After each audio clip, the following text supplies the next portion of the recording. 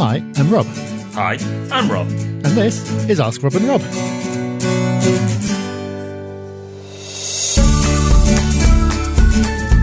Yes, this is Ask Rob and Rob. Thank you for joining us again on this beautiful Tuesday day. It doesn't matter what the weather is because it's just a beautiful day in my book. So thank you for joining us. Each week, one of you asks us a question and we give you an answer, or two if you're lucky. So now you know the format and you know what's coming up, but maybe before we get there you want to ask us a question yourself. We've made that simple too.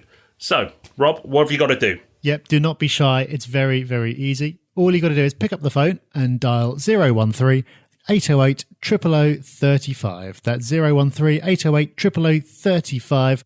You'll hear a little message, you'll hear a beep, you'll leave us your question, and we'll answer it for you. Can't say fairer than that. Also, you can go to thepropertyhub.net/podcast and follow the link to leave us a voicemail if you prefer to do it that way. But either way, as I said, do not be shy, because if you've got a question, however basic or silly it might seem to you, if you're thinking it, other people will be as well. So you'll be helping everyone out by asking the question. And this week's question comes from Chris, and he's from the wonderful Liverpool. Hi, Rob and Rob. I just wanted to say thanks for the podcast. They've really inspired my wife and I to finally make the move into property investment. So thank you for that. We're actually about to go and view some properties as potential first investments, but we've only ever really viewed houses with a view to living in them before now. So I wondered what advice you might give us to approach these viewings with, and whether there are any questions that we should always ask. Thanks again. Well, that's a really good question, Chris. And it might seem like a basic question to you, but everyone else is in the same boat. When you first go out and start doing viewings, it is a little bit scary because when you're going and looking for yourself, it's easy. You're thinking about how the property suits you. But when you're thinking about it as an investment, you're trying to simultaneously think about how it suits other people, how much it would rent for, how much you should pay for it, and all these different things.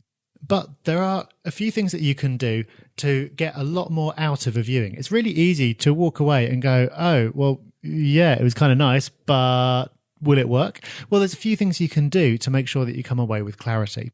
The first thing you can do is start your work in advance. So if you're going to view a property, before you set off, take a look at it online. It's always going to be on one of the portals, pretty much always, and see how long it's been sitting on there for and if the price has changed. You can see that information using a tool called Property Bee for Firefox. There's a Chrome version as well. We'll link to these in the show notes. Install those. It'll give you those extra bits of information. So it'll start building up a picture for you before you even turn up. Once you're there, as well as any basic questions about the property itself, you'll be wanting to ask about the circumstances around the sale. So not the property itself, but the actual transaction. So you'll be wanting to ask about the vendor circumstances. Why are they selling? Are they in a hurry to sell? You'll also be wanting to ask about other offers. Have there been offers that have been refused? Have there not been any offers yet? Have an ask, but take the answers with a pinch of salt. Because remember, the estate agent, however nice they seem, and they probably are a lovely person, but they're not on your side. It's their job to get the best price for their client. And that means that the answers that you get are likely to be phrased in such a way that gives you the impression that there are tons of people waiting to bid above the asking price for this property, even if in reality that's not quite the case. And that's why doing your own research is so important. If they tell you that the property has just come onto the market and there are loads of people snapping it up, but you know from Property Bee that it's been sitting there for 2 months, then that will give you the information you need to, if it is something that you want to make an offer on, to decide where your offer should be starting. Now remember, in addition to that, for flats or apartments, make sure you ask about the service charges and the ground rent. So most apartments, flats will have service charges and ground rent. They're costs you need to factor in. Don't be put off by service charges. You know, it's providing a service and making the ownership of your property hopefully a more pleasant experience. But you need to factor that in. And also check the lease length. If it's a long lease, fine. But if it's a short lease, that might be affecting the price and it may affect the mortgageability of the property. So make sure you check those things too. Now, the agents don't often know, but they will be able to find out. So push them to go and do it. Yes, they probably don't like the extra work, but push them to find out. Another thing to do, if it's tenanted, is check the rent and the AST. But if it's not tenanted, and obviously you're looking at this as an investment, is then to find out what the rent will be. Now, you can ask the agent you're with, but they're probably going to tell you top money to get the sale. But you can quite easily ring around and get an idea of agents, or ring around as a prospective tenant for that type of property and say, I'm looking at this type of property, say it's a small 2-bed house. I'm looking for a small 2-bed house in this area. What sort of rent should I be paying? And then find out that way. Now, Rob said, the agent isn't on your side, but a sneaky little way to maybe make them feel a little bit more favourable to you is say, listen, if I get this property, I'm going to give you the rental business. Now, if it's a small agency, that might benefit them. If it's a large agency, they probably don't care because that's a different department. And sometimes I'm led to believe estate agents don't care. Not all, but there is a rumour out there that some are a little cold-hearted. But it's still worth a go. So use that tactic as well. But don't take what they say as the rent, as the gospel. Go and check everything else out there too.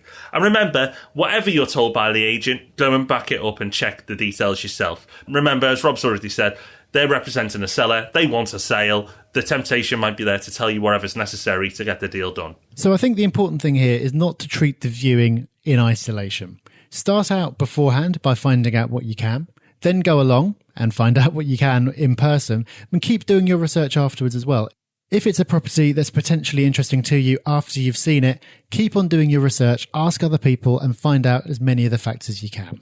We've also put together an episode of the Property Podcast on this. Episode 119 was about a property viewing checklist. That runs through a whole load of things that you want to be looking out for at the viewing.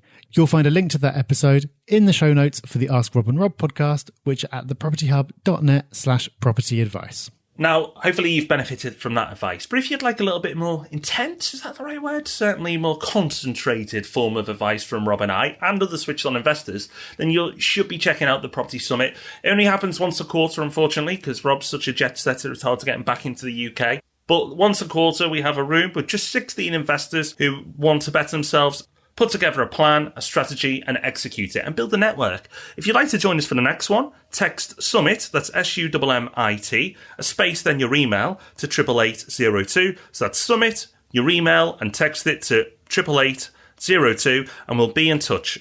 So that's us for another week. We're back on Thursday with the Property Podcast. And of course, we'll be back next week with Ask Rob and Rob. But until then, have a wonderful day. Bye-bye.